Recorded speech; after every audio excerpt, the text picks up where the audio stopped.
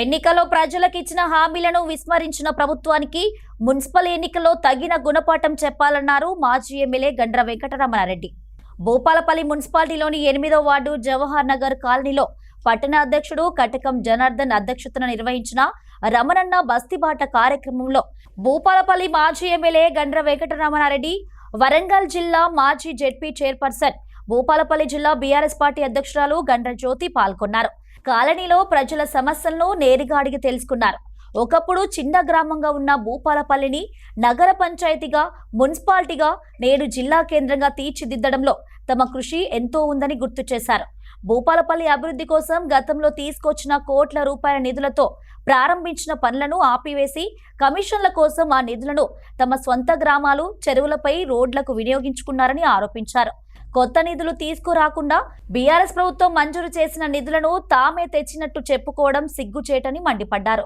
10 ఏళ్లలో ఏ రకమైనటువంటి మార్పును మనం చూసినామో ఈ రోజు అనుభవిస్తా ఉన్నాం. తెలంగాణ రాష్ట్రం రాకుండా ఉన్నప్పుడు సమైక్య రాష్ట్రంలో మన బతుకులు ఎట్లున్నాయో మనం చూసినాం. కరెంట్ ఉండేది అమ్మ, మనకు కరెంటు లేకపోతే ఇన్వర్టర్లు, జనరేటర్లు, మన పిల్లగాళ్ళని రారబోయే ఊళ్ళేరంటే కరెంట్ ఉంటలేదు ఊళ్ళే.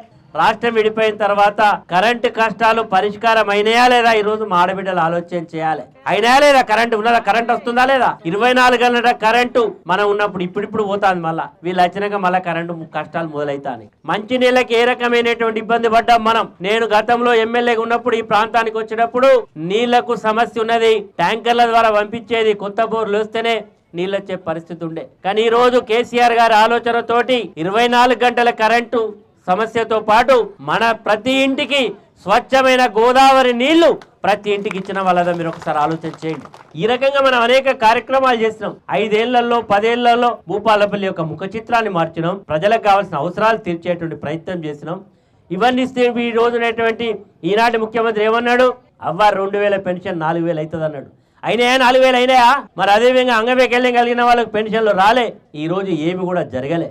అక్క చెల్లెలు అందరు కూడా నన్ను నమ్మండి, మీ అందరికి కూడా గృహలక్ష్మి కింద ప్రతి నెల 2500 ఇస్తాని మిమ్మల్ని అందరూ ఆశ పెడితే మీరు అందరు కూడా చెప్పినా లేదమ్మా? మరి ఇచ్చిండు ఈ రోజు 2500. మరి 2500 ఇయ్యనోడు ఎట్లొస్తాడు? ఏం ముఖం పెట్టుకొని వస్తాడు? ఈ ప్రాంతానికి వచ్చి చోట్లాడికి హక్కున్నదా? 65,000 రూపాయలు బాకీ పడ్డది గృహలక్ష్మి కింద. 65,000 ఇచ్చినాక ఓట్లు అడగాలి. 65,000 ఇచ్చినాక మీరు రావద్దు బిడ్డ.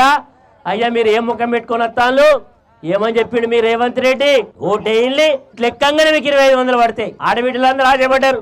2500 అయితే షిట్టి కట్టుకుంటాను ఒక్క అనుకున్నది. పిల్లగాని చదువుకు అక్కడికి వస్తారు, ఇంకొక అక్క అనుకున్నది. ఇంకా దేనికో అక్కడికి వస్తే షిట్టి వేసుకుంటే పిల్లకి అక్కతాను. 2500 రాలే. 2000 పెన్షన్ 4000 కాలే. ఈరోజు మీరేమో కమిషన్లు ఇస్తారు, దాని మీద ఎంక్వైరీలు చేస్తారు, జిల్లాల యొక్క సంఖ్య తగ్గిస్తామని చెప్తారు, అశాస్త్రీయంగా తగ్గినాయని చెప్తారు. భూపాలపల్లి ఒక కాన్స్టిట్యున్సీ మీదనే 11 మండలాలకు జిల్లా అవసరమా అని మీ ముఖ్యమంత్రి మాట్లాడతాడు. మీ ముఖ్యమంత్రి మాట్లాడిన దానికి మీరు సమాధానం చెప్పే స్థితిలో లేరు. ఎందుకంటే మీ ముఖ్యమంత్రితో మాట్లాడాలంటే మీకు లాగులు దొరుకుతాయి. ఎందుకు ఆయన మాకే తొండలు దొరకొడతా అంటాడు. అంటే లేడామా ఏమంటాడు? తొండలు దొరకొడతా, తొండలు దొరకొడతా. ఏందో తొండలు ఏందో సొర్రగొట్టుడేదో నాకేం అర్థమవుతుంది. గుడ్లు వీక్తా, గోళీలు ఆడతా, పేగులు తీస్తా, మెడకేస్తా అంటాడా లేదా? తొక్కుదా వాళ్ళని దొక్కుతా అంటాడు. ఏంది ముఖ్యమంత్రి మాట్లాడే మాటలేనా అమ్మ? ఎవరిని దొక్కుతావు? ప్రజలు ఓట్లేసినందుకు మమ్మల్ని దొక్కుతాను. కొడుకా నీకు మేము అధికారం ఇచ్చింది మంచి పరిపాలన చేయమని, ఎన్నికల హామీలు అమలు చేయమని. మీకు అవకాశం ఇస్తే ఈ భాష నువ్వు మాట్లాడేది. రేపు మరి మున్సిపాలిటీ ఎన్నికలు ఎప్పుడు వచ్చినా కూడా మీ అందరి దగ్గరికి వచ్చి మరి మిమ్మల్ని కలవాలి, మిమ్మల్ని ఓటు అభ్యర్థించాలి, జరిగిన ఏంటి జరగబోయేటి ఏంటి అని చెప్పడానికే మీ దగ్గరికి వచ్చినాం. మరి మీ అందరికీ కూడా తెలుసు ఏం జరుగుతుందో. ఎట్లా జరుగుతుంది? 2 సంవత్సరాల నుంచి మీరు అనుకున్నటువంటి మార్పు వచ్చిందా? మార్పు మార్పు మార్పు అన్నారు కదా, వచ్చిందా మార్పు? మార్పు రాలేదు కదా. మనందరినీ కూడా అధోగతి పాలు పట్టించి రాష్ట్రాన్ని మరి మళ్ళా వెనుకకు తిరిలేసినట్టు సినిమాలలో చూపిస్తారు చూడండి, ఇట్లా తిప్పినట్టుగా, అట్లా తిప్పినట్టుగా అయిపోయింది. అయిపోయిందా? కాలేదా? మనం అందరం కూడా భ్రమపడ్డాం. కేసీఆర్ గారు 2 సంవత్సరాలు పరిపాలించిండ్రు, మంచిగా చేసిండ్రు. మరి మీ అందరికీ తెలుసు 500 ఉన్న పెన్షన్ ని 1000 ఇచ్చిండ్రు, 1000 పెన్షన్ ని 2000 చేసిండు. ఇవాళ వచ్చినటువంటి ప్రభుత్వం ఏం చెప్పింది మీరు అందరు చూసిండ్రు కదా.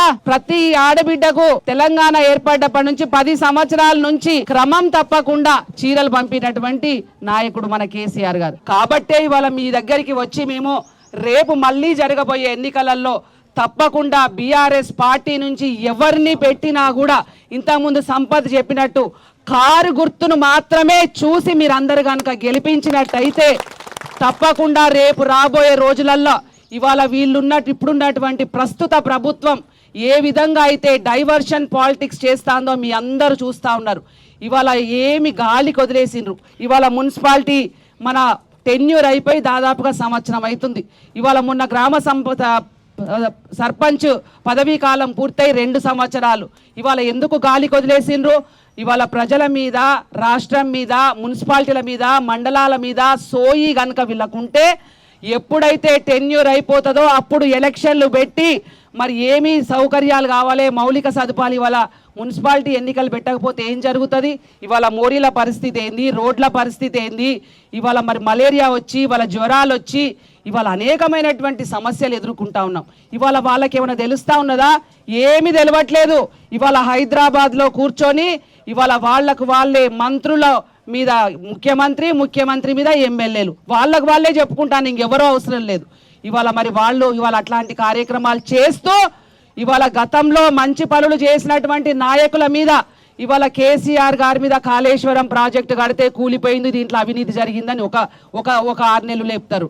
మరి తర్వాత ఇవాళ కార్ల రేస్ తీసుకొస్తే కేటీఆర్ గారు దీంట్లో ఏవో అవినీతి చేసిండ్రని ఆయన మీద ఒక కేసు అంటారు. మంచి కార్యక్రమాలు చేయాలి, అభివృద్ధి చేయాలి అనేది లేకుండా ఇవాళ కొట్లాటలు, మరి గుంజులాటలు, పీకులాటలు, మరి కూలగొట్టటాలు.